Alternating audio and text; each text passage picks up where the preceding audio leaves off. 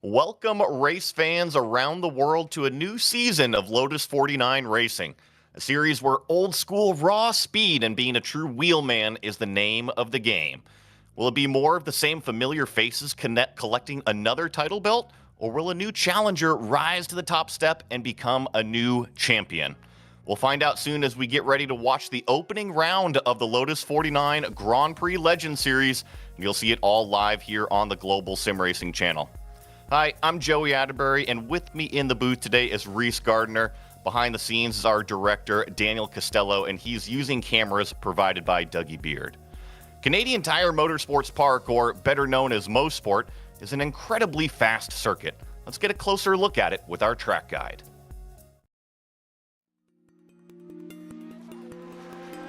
Welcome to Canadian Tire Motorsports Park, or as most fans know it, Mosport.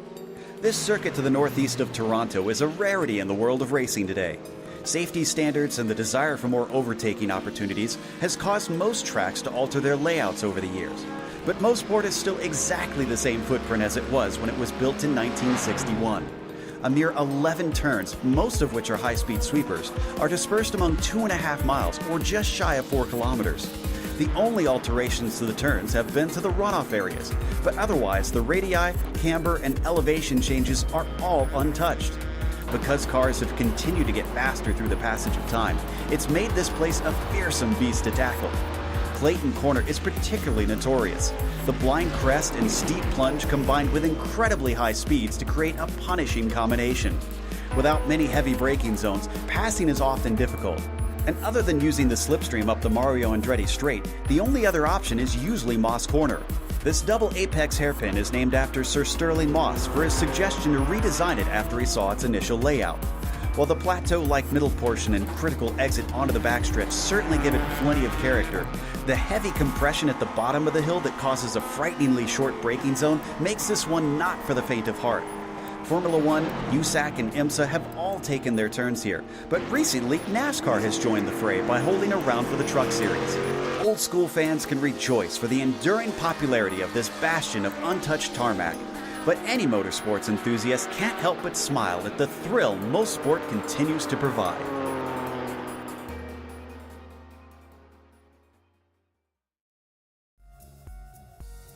And this place is just such a cool racetrack.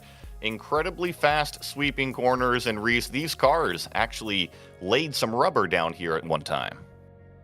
Yeah, absolutely they did. This place has been around since the early 1960s, if not the late 1950s, and the layout has stayed exactly the same ever since. The track was widened in the 1990s, but other than that, it still follows the exact same route that it always has. 10 turns, 2.5 miles in length, and it's all about speed. The slowest corner on the track is Moss, which of course is named for Sterling Moss, who assisted with the design of that corner. Other than that, it's all about flow, keeping up your mid-corner speed, controlling the slides of these very low grip cars. I think that's the key word, controlling the slide, because if you overheat those tires, you could be in for a world of hurt. And this is the opening round here, round number 1 of this season, and these drivers are going to be doing 26 laps around Mosport, and got to be keeping it up all of those 26 laps. Open setups as always, so if you don't like the way the car feels underneath you, well, you can go in and tweak and tune those things. You need a little bit more front end grip, go for it. Also, go check out that community Discord, because they love to share those fast setups. No spare car, so if you run into any troubles, guess what? You got to deal with it.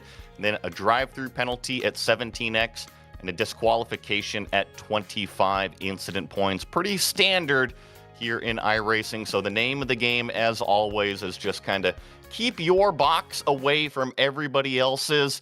Don't intertangle those wheels, and you should be okay. But it's easier said than done when you got 34 of these Lotus 49s on this CTMP track. And as you see, right now we got qualifying going on.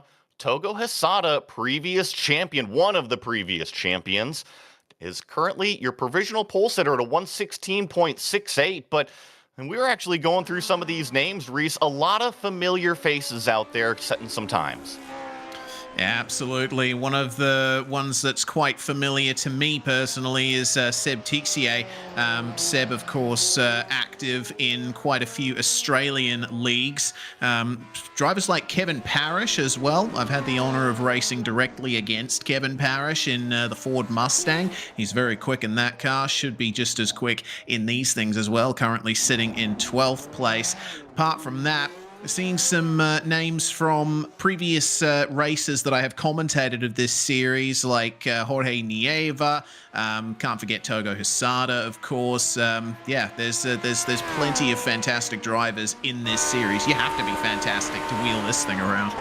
I think one of the cool parts about the series is you just rattled off a handful of names that are across the various cars, across the various platforms, not just here on iRacing. And then we also have the F1 and the F2 Drivers' Championship here. So if you're under a certain I rating, you actually get put in that F2 Drivers' Championship, and you work your way up through that, kind of earn your points as you get going, and then eventually you graduate out of that 3,000 I rating, and you start to become really fast out there, and you go up against these Togo Hisadas, Oyo Zamayoas, Seb Tixiers, Jorge Nievas, and all of a sudden the competition gets really, really steep. And speaking of one of those names, we're watching them right now. This is Jorge Nieva, currently sitting 4th in qualifying. He's only set down the first lap, and typically the second lap has a little bit more tire temperature, and the car actually gets a little bit quicker. Yep, lighter on fuel as well. Add to that, the tyres are up to temperature, up to pressure as well.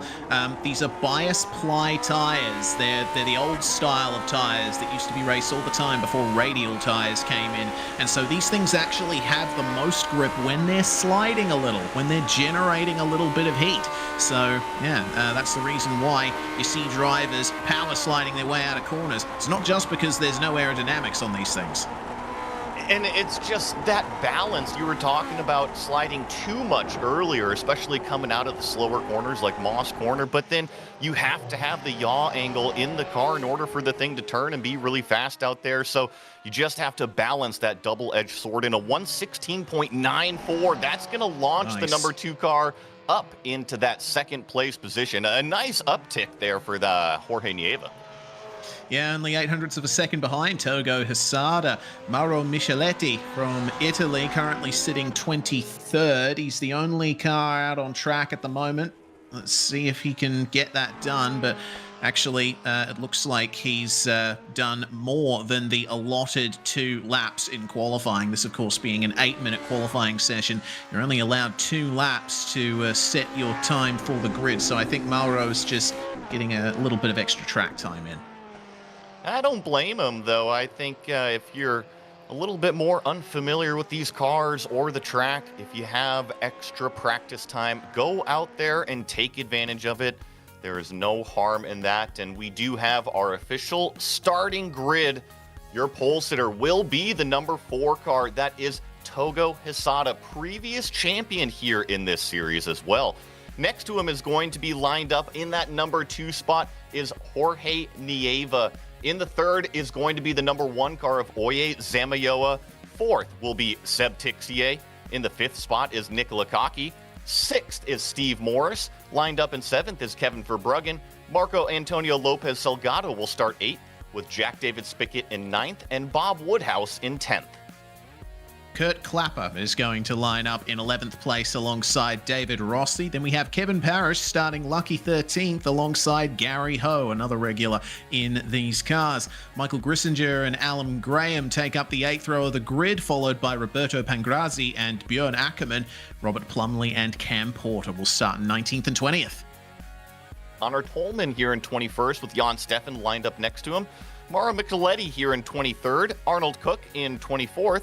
Jem Matson starting 25th with Timothy Porter in 26th, Jonathan Jordan 27th, Matthew Maudsley 28th, Anthony Cangelosi in 29th, and Tomas Tuba in 30th.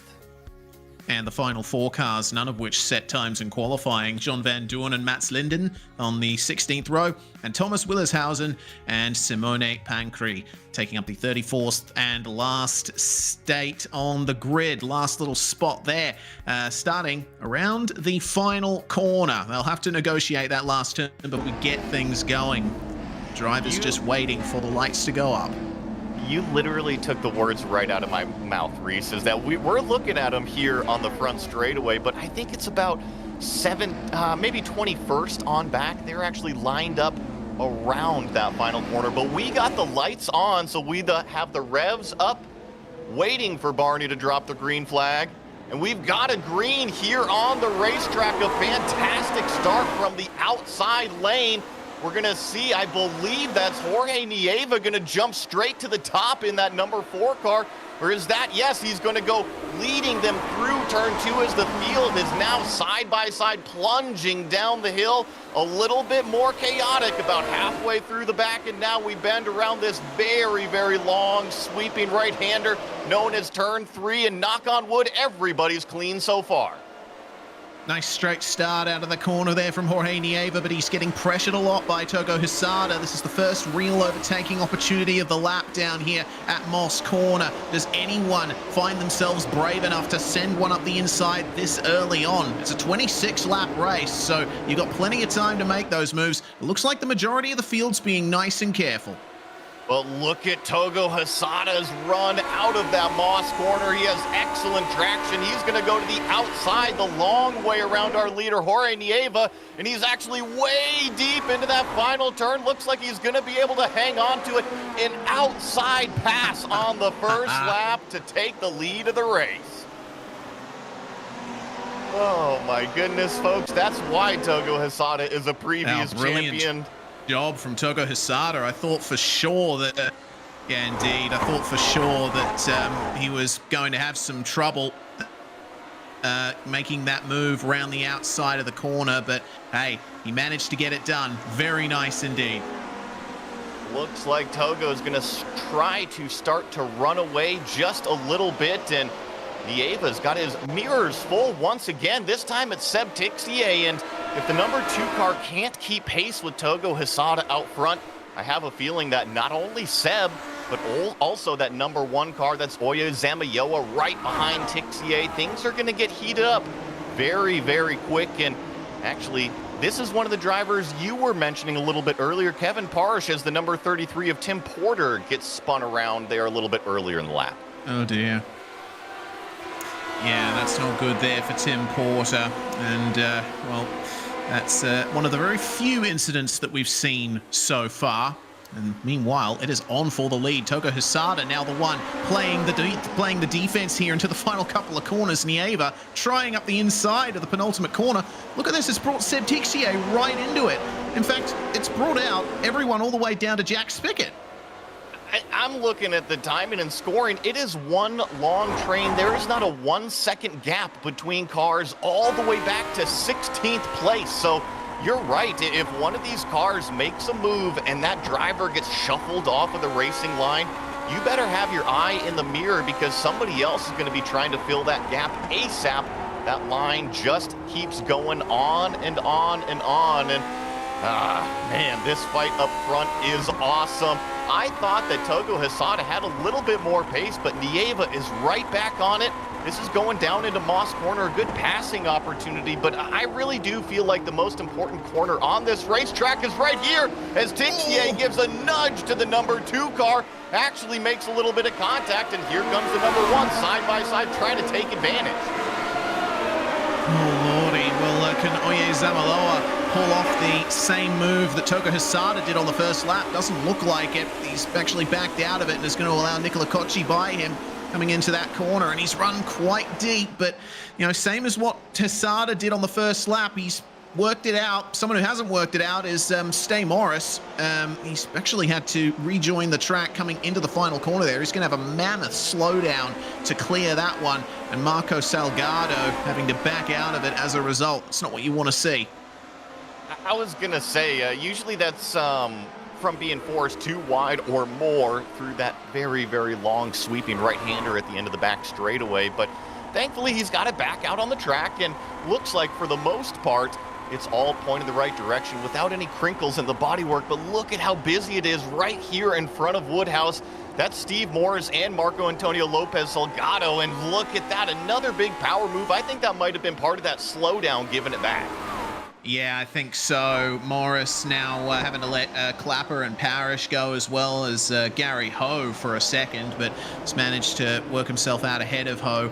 Unfortunately, seeing that Alan Graham still has a mechanical black flag from that incident that we saw earlier, so he might well be out of the race, but everyone else still running at the moment. In terms of positions gained, well, we're seeing the most from further back in the field. Mats Linden and Thomas Willershausen have both gained 6 positions each, down in 26th and 27th, but there could be further positions to be gained up here. Hesada actually breaking away to quite a solid lead at the moment. Seems like second on back, just fighting amongst themselves a bit too much. It really unfolded that lap prior when Tixier got into the back and Nieva going out onto that back straightaway. It really just kind of choked up their momentum, and ever since they've been trying to get it rolling down the hill again, literally. And I think that they are making some inroads, but when I say making inroads, our leader's last lap a 17.35, Jorge Nieva's last lap a 17.34. So yes, they are making some ground, Reese, but 1/100th of a second around this place, 2+ miles long. I think that's maybe 1.5 millimeters. Yeah, something like that. Very short track. Oh, that's wide a little bit there for, I think that was Nicola Cocci that ran a little bit deep in Moss, or was it Zamayoa? Couldn't quite tell. But in any case, managed to gather it up. Something that the drivers really need to be careful of is braking too deep into these corners. Very easy to do in these cars. They just don't have the lateral grip to change their line in the middle of the corner like modern open wheelers do. And Jonathan Jourdain finding out the hard way about that. Yeah, that was just a mistake from that number 24 car, I believe, going into Moss Corner, is Roberto Pengrazzi slides up the inside of turn number 8. I believe he takes 16th place away from Cam Porter right there. Actually, Cam's got some more cars looking down to the inside. That's the number 13 of Robert Plumley. He's not going to be able to make the pass stick, but now makes a huge lunge into turn number 1. I believe he will clear Cam Porter. So Robert Plumley, I believe, is maybe a little bit out of order, especially with that number 13 board on his car. I would expect maybe a little bit more speed out of him. So just have to kind of keep an eye, see if he's able to move up through the field at all. Same thing with Roberto Pengrazzi. He's having a terrific race. He's actually kind of flip-flopped around. He's got the number 32 board, but he's doing extremely well, performing right there in the middle of the field. And the reason why I mention it here in iRacing is based off of iRating. Your best iRating driver in the field, well, he gets the number 1 board. The least iRating driver in the field, well, he gets the number 34 board. Yeah, indeed. It's interesting to see how, drivers' iRating may not necessarily reflect their talent in a particular car. Of course, iRacing has done a lot to mitigate that in recent seasons, introducing dedicated sports car open wheel licenses for official racing. But you still get, in series like Grand Prix Legends, drivers who may not necessarily do too well in other forms of motorsport get into these cars and suddenly they're right up the top. I think a big benefit of it also is that this track is quite simple. There's a lot of places that you can slip up, as we've just seen there from Seb Tixier in third, but tracks with a bit of a shorter length, less corners to negotiate, generally it acts as a bit of an equalizer amongst fields like this.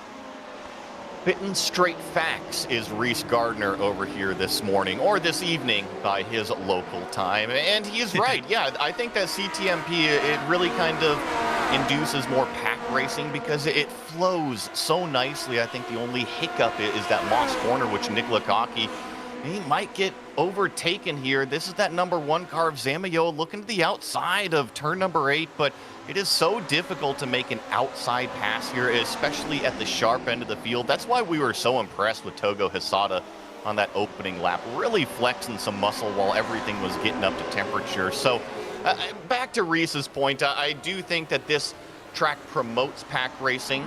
We saw Togo Hesada run away from second, third, fourth, fifth, sixth earlier in the race, but look at what Jorge Nieva's done. He's actually closed it right back up. He's only about a half second behind our leader, and he's drug along the entire party with him. Yeah, there's maybe a 5-car length gap there, but then we got 2, 4, 5 more cars, so that makes 7 cars kind of all fighting for the lead. If Togo Hesada makes a big mistake, let's say goes 4 wheels off the racetrack, he's going to lose probably 5, 6, maybe even 7 positions. Yeah, and I think, you know, a community that's built up like the one... Oh, no, who's that that's gone off there? Looks like, oh, yeah, Zamaoa, sorry. No, Tixier? Really? Yeah, that was... yeah, he's just lost a bit of time there. I thought that Zamaoa was the one who ran off. It was Seb Tixier. He just got it a little bit deep into that brake zone there. And if I know the characteristic of how Seb drives the car is that he sends it into those brake zones. How he gets the car stopped the majority of the time, I have no idea. But on occasion, there are those moments that he just pushes it a little bit too far, or maybe has a little bit of a lockup and goes off the racetrack. But thankfully, he didn't go off the racetrack very far that time. Indeed, someone who has gone very far off the racetrack is unfortunately Mats Linden. I've just noticed him towing back to the pits. Looks like he had an off over the crest coming into turn 2 and destroyed his rear axle. So unfortunately, there is nothing more that can be done for the number 27, who's going to fall down the field and make 2 retirements so far from this race, including Alan Graham. We'll get a replay of what happened here to Mr. Linden. He was on his lonesome down here, running sort of midfield or so, but now he'll just slip and slide and off the circuit. There's a tarmac runoff down there now, but not so in iRacing. Nothing to save him from going into the wall. Yeah, and that is still the concrete wall out there. Very unfortunate, but this, we are checking on a mid-pack battle over here. So Steve Maurice has actually kind of slipped up a little bit in this race. I wasn't sure if it was maybe from a mistake earlier, but it looks like he's got the things going again, albeit a little bit wiggly. I wonder if that car's got a little bit of damage. He's side by side with Robert Plumley going down this arcing back straightaway, makes a nice deep lunge into turn number 8. So he'll go by that number 13 car. And then next up on the list is Roberto Pengrazzi. He's right in front of him. And I think just with the visual pace that Steve Maurice has right now, I think he should be climbing all over the back of that number 32 here in the matter of just a few corners, and right on board with Connor Tolman, kind of the caboose in this about 5-car train. And right in front, that was Pengrazzi getting way loose in turn number 2 and goes off onto the grass. Thankfully doesn't spin, but just like we were talking about, loses a handful of positions. Yeah, and now he has to try and get back up to speed in these momentum-filled corners. Now he's going to face some pressure from Cam Porter. Porter had to just jam on the brakes for a second there to avoid running into the back of Pengrazzi. So Roberto currently having a little bit of trouble with keeping that momentum up, but he'll have the Mario Andretti straight away now to just relax and get himself back into the rhythm. It's so easy to make massive mistakes around this circuit. And we've seen a lot of these cars stall out going down the back straightaway, and I think it's because of how rough the surface is. It's not perfectly smooth. Oh, and then jumping up over the curbs is Pengrazzi. Cam Porter's going to try to do an over-under. That's not going to work, and you see how excited Connor Tolman is. That third car line just kind of looking at those open spots, trying to put the nose of the car in, and Cam Porter has a terrific run, but just not quite there by the brake zone going into turn number 1. And now we're getting the interior shots from inside the sim rig of that number 16. Cam's got pressure out the back in the mirrors in the form of Connor Tolman, and right in front of him with Roberto Pengrazzi, he's trying to make his way around. And I always love getting to see this. And if you come out and race with us here on GSRC, it doesn't matter what series you're in, with the 49s, the 79s, the IMSA Vintage, all of it. We've got these awesome links that you can log into. If you've got a webcam, we can put your beautiful face inside of your sim rig right here on the screen. Indeed, but interesting to see with Porter's face. It wasn't very readable. He was focusing very hard on trying to get past Pangrazzi, and it looks like he's going to succeed coming out of Moss corner. So number 16 moving up into 17th spot, but we'll turn our attention back to the front of the field here. Fastest car in the top 5, Seb Tixier with a new fastest lap of the race. Looks like Seb has really gotten his pace on now, and I've noticed that in the past with him. He does take a few laps to get into the rhythm, but once he does, he is among the best. He really is. There's a reason why he's previous champion. There's a reason why he is always at the front in every single one of these tracks that these 49s go to.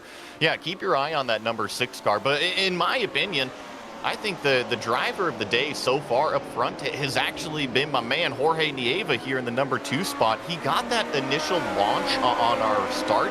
Yes, he gave up the lead late in the lap, but he has hunted down Togo Hysata several times. Togo's put in some blistering laps on occasion, but I would say the consistency goes to Jorge Nieva, and that just kind of goes to his wheelhouse of who he is as a driver. And there's Togo Hysata with a huge mistake in turn 8, and Jorge Nieva capitalizes. The consistency out of the number 2 driver shines right there, and he overtakes for the lead.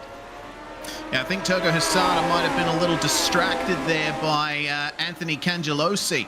The number 29 was having some tech issues and letting the leaders go, but maybe the blinking there, unfortunately, unsettling Togo Hysata a little bit.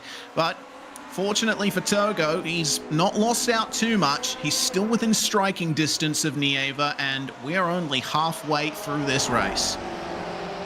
I think I'd still be worried about the hungry sharks behind Togo Hysata because, yes, Jorge Nieva made the pass for the lead, but I'm looking at my hard data over here on timing and scoring.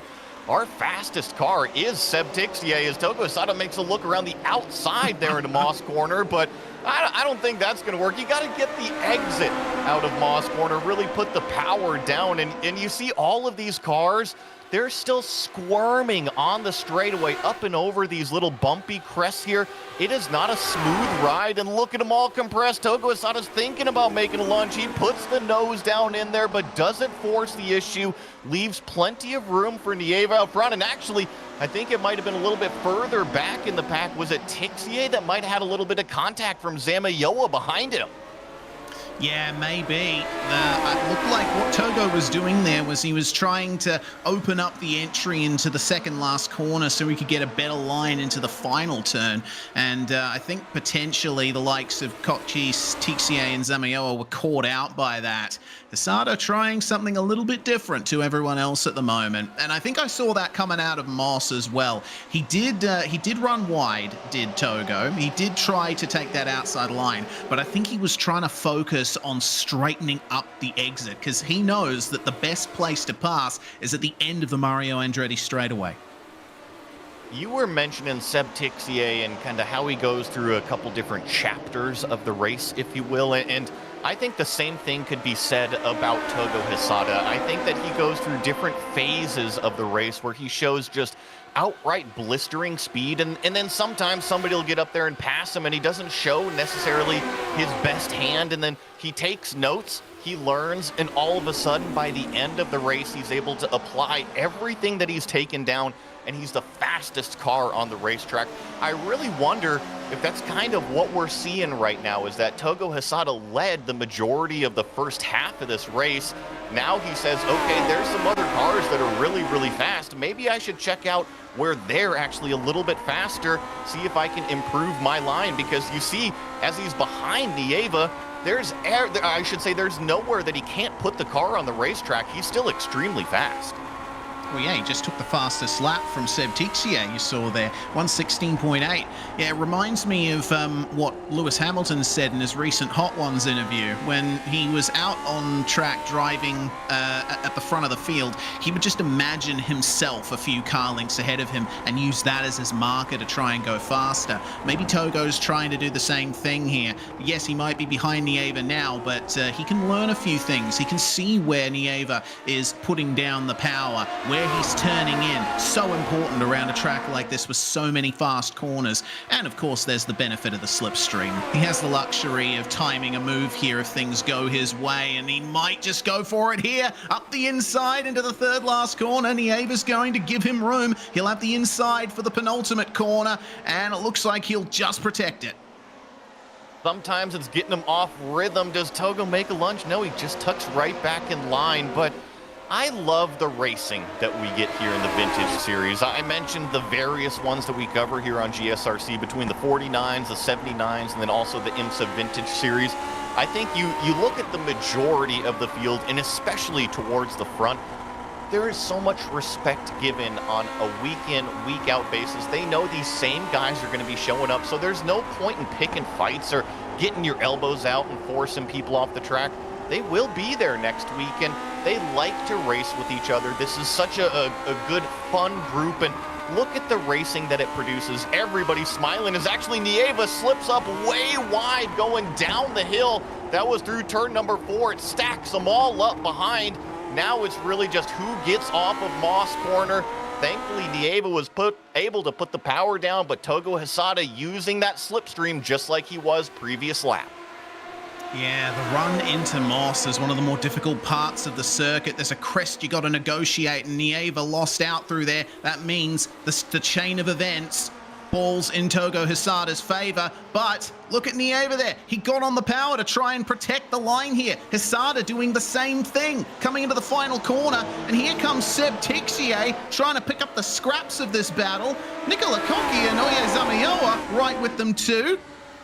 Oh heck, Jack Spickett, he could certainly be a part of this too. Kevin Verbruggen as well has been making up bulk time at the moment. He was the fastest of all of these guys in that blue and black car right at the back of the pack. So keep an eye out for the number 10.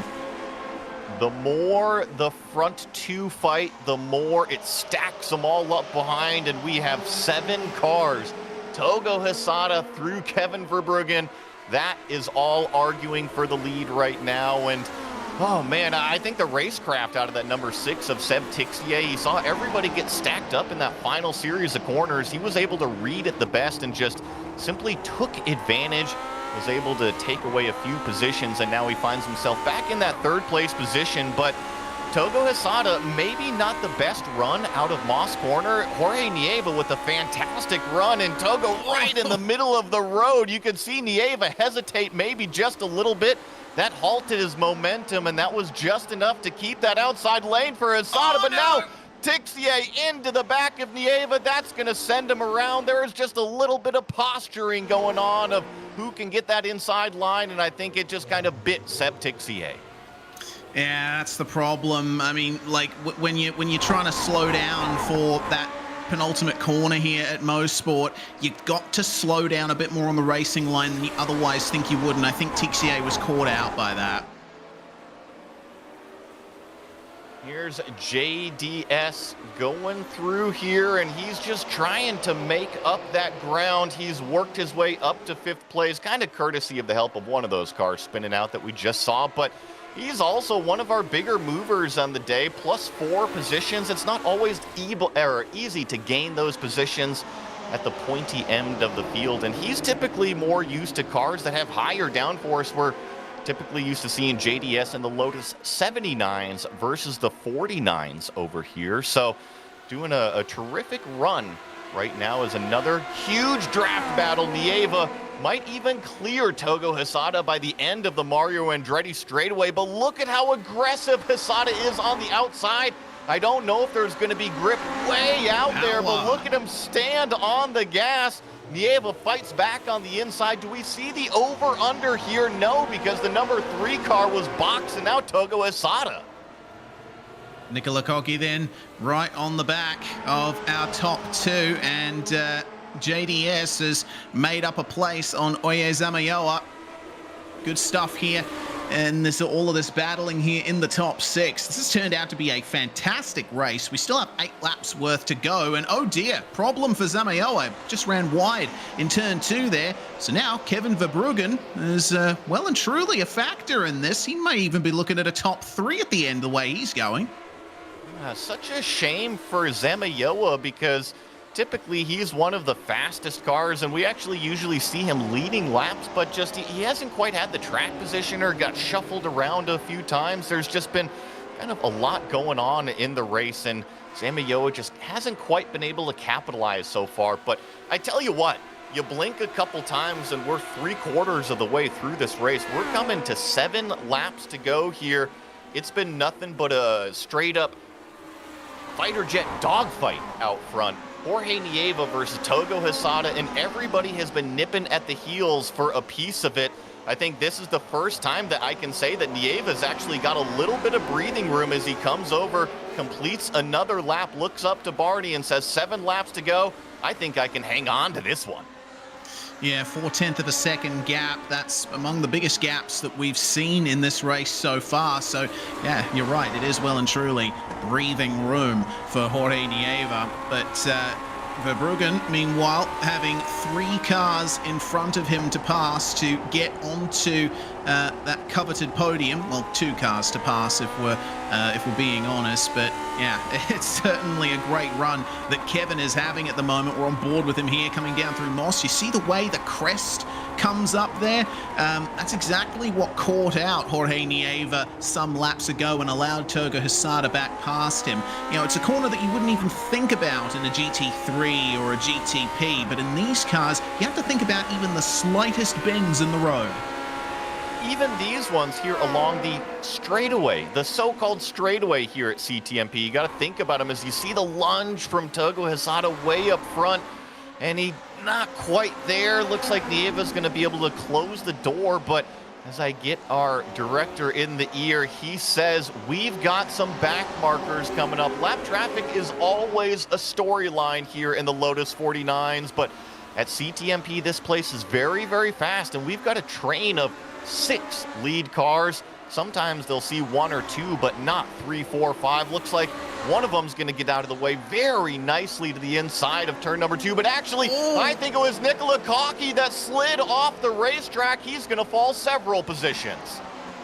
Yeah, that promotes Jack David Spickett onto the podium, and Kevin Verbruggen up into 4th, contending for that podium. There's now much more of a gap between our top 2 and then 3rd, 4th, and 5th. Cocky has managed to hold on to the fight, but yeah, you can see that it was a really big problem getting caught out by those guys to make their way past those lapped cars. Cars like the number 28 of Alan Graham, those guys are running 1:20 in terms of lap time. Our top drivers are running low 1:17s. There's a huge pace difference, so they need to be careful about where they catch them. I think that's important to mention because of how long these corners are, and you see Cocky way out wide again. I think that was a great example that just simply the rolling speed through the corners between the front pack and some of these back markers can differ by 5, 8 miles an hour sometimes, and that's when you're just trying to roll the car through the corner, just trying to be nice and happy. This is David Rossi. He's right on the back of Gary Ho in that purple helmet. Got to give a shout out to Gary because he's actually having a very, very nice race, hoping to get up inside of the top 10, but already up 3 positions so far from where he started. Yeah, good stuff from Gary Ho. David Rossi chasing him, and David is one of the few cars left in this field that still occupies the position he started in. The other one is Nicola Cocky that fell back to that spot. Jonathan Jourdain, meanwhile, down in 24th here. This is an interesting battle. He's got Matthew Maudsley and Roberto Pangrazzi in front of him. Jan Stefan just behind him in 25th place. Seems like no matter where you are in this field, there is someone to battle with. One of the fun parts about the 49s, especially with the large starting grid size, I think you can have up to about 50 of these Lotus 49 cars, is Jonathan Jourdain. Oh, looks like he's able to manage to keep it on the racetrack. That was pretty sketchy, though. You couldn't quite see it. He had 2 wheels in the grass on the outside of turn number 2, one of the fastest corners. And oh, no! There goes Roberto Pangrazzi right in front of him. Thankfully, he doesn't have too many cars behind. He's able to get the car backed up, then pointed back straight and on the racetrack as we see something flash up in the top right-hand part of the screen. Fast lap by Nicola Cocky, and that is our 5th place car. Yeah, 1 minute 16.7. In fact, all of our top 5 ran lap times in the 1 minute 16 bracket on that lap. And seems like Cocky only has at most 2/10 over everyone else in that top fight there. Hisada and Nieva still together for the lead, but we check in on 9th place. Marco Antonio Lopez Salgado chasing down Bob Woodhouse. I tell you what, if you wanted to see opposite day in terms of names, you've got those two right there. But interesting little battle there for 9th place. It seems like Salgado's not quite able to get the run he needs out of Moss, and so Woodhouse will be able to work his way further up. Speaking of working your way up, how about Togo Hisada trying to get the move done on Jorge Nieva? There'll be 3 laps to go at the line. It's running out of time. Leave it up to the Australian to bring up the flip-flop, the upside-down days. You know, I get it. I get it. Yeah, but you're right. This battle has heated up front, and it has been the front two. Togo Hisada putting a nose down into turn number 2. That's not a passing opportunity. Thankfully, is able to back out of it just at the very, very last minute. But I tell you what, if Jorge Nieva was not on his toes, he better be now, because Togo Hisada is done taking notes. He's at the end of the race. He wants to collect another checkered flag. Can Nieva hang on to it and be strong out of this very, very slow corner? It's all about putting the power down, and look at this, Hisada already all over the gearbox. And it's psychological as well. It's a psychological battle. It's not just 2 cars sharing the same bit of racetrack. It's brain versus brain. And Hisada trying that move up the inside. He's trying to psych Nieva out and think he's going to go for something crazy. Nieva, meanwhile, he's been racing with Togo Hisada long enough that he's wise to all of that. He can fight back against it. Meanwhile, Kevin Verbruggen trying on Nicola Cocky to get into 4th place. Unsuccessful for the time being, but he's showing his cards now too. And I think that's the fight for the final podium position, and really any one of these 3 drivers between JDS, Cocky, and Verbruggen. Oh my goodness, and talk about a save from JDS. Was way out in the grass at the exit of turn number 1, and that is about 130 miles an hour as those drivers are exiting that corner. So hang on to the thing. He is able to do so, and whew, that was definitely a close one. Back marker, meanwhile, for our top 2, John Van Doorn in the number 21. This is an awkward place to come up to him at Moss. John's just trying to mind his own business here. He'll let them go on the exit of Moss Corner. Oh no! Oh, Togo Hisada almost running into the back of him there. I don't think he was expecting Van Doorn to stick to the left side. That was a gift with a bow wrapped up for Jorge Nieva, because that put about 3/4 of a second between himself and his closest competitor of Togo Hisada. He's got 1 lap to go as soon as he crosses the final turn, this final right-hander here. So he's going to look up to that flag stand. Barney is going to wave the white flag. We've got 1 lap to go in the opening round here of this Lotus 49 Grand Prix Legends Series. Is it going to be Jorge Nieva claiming the top spot, Togo Hisada chasing him down, or will JDS lose the final podium to Cocky and Verbruggen?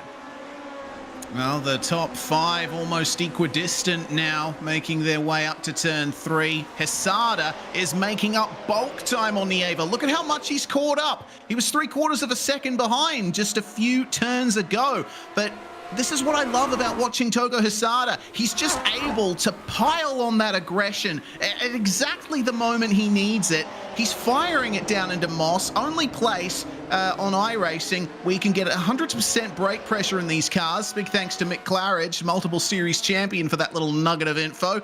And he's caught up enough that he might get some slipstream into the last few corners.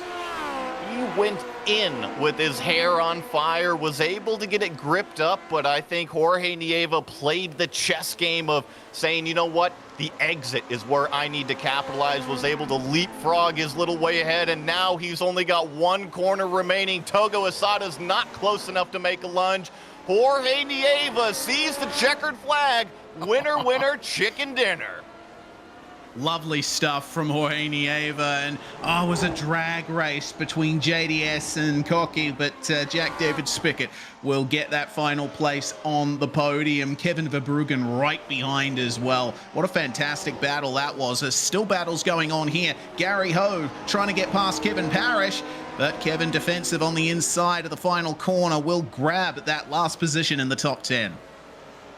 A fantastic effort from Gary there, and you see how much fun he was having. Now, this is Connor Tolman in the number 17. He was threatening to pass Cam Porter all race long. Doesn't look like he's quite close enough to get that position in.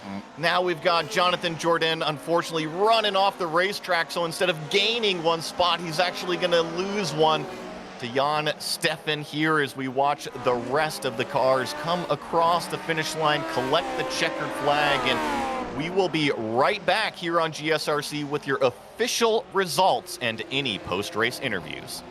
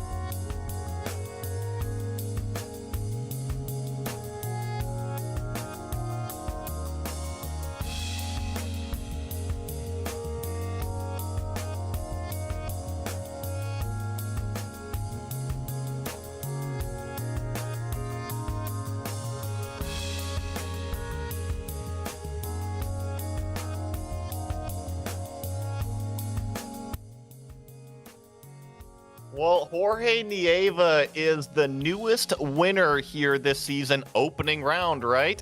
Claims the top step. Togo Hisada was chasing him the entire back half of the race, but didn't have it in order to claim the top step. Jack David Spickett, a fantastic run, up 6 positions to also stand on the podium. Nikola Kaki finishing 4th. Kevin Verbruggen, I'm sure, is pumped with the top 5 finish. Oye Zamayoa slips up to 6th place. Seb Tixier, who we saw just run off track in Moss Corner, unfortunately wasn't able to gather it back up to get up to the front. Finishes 7th. Bob Woodhouse in 8th. Marco Antonio Lopez Salgado, his name opposite, finishes in 9th, with Kevin Parrish in 10th. 11th place in the end was Gary Ho, finishing just behind Kevin Parrish, with David Rossi and Kurt Clapper finishing 12th and 13th. Steve Morris is going to finish in 14th, 3 seconds ahead of Robert Plumley, who was followed by Michael Grissinger, Cam Porter and Connor Tolman, another 5 seconds back to Thomas Tuber, and then Björn Ackerman finishing in 20th place. That was ultimately 2 positions lost for him. And that goes to our biggest mover now in 21st, Thomas Willershausen. A fantastic run there for the number 30.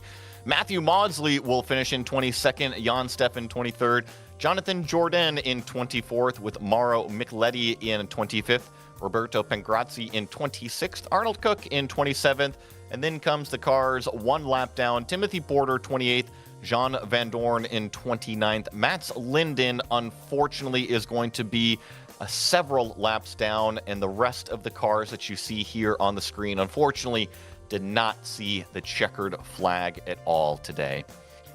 Well, I believe we have our race winner, Jorge Nieva, joining us in the commentary booth.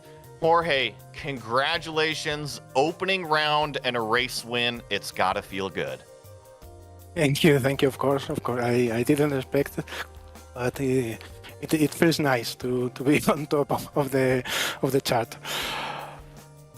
So you had a fantastic start. You got the whole shot on the outside, right? Was able to take the lead, but then really played second place, and you were almost on defense the majority of the first half of the race. What changed so you could get the lead back? I think Togo made a mistake, and I could take advantage of it, because if he hadn't made any mistake, I think I would have been able to pass him. But well, this time I could pass. Last time we were here, I started second also. I was first on the first corner, and then I lost 2 positions and never could recover them. So this time it was different. I have to ask you, so you're starting the season with a win.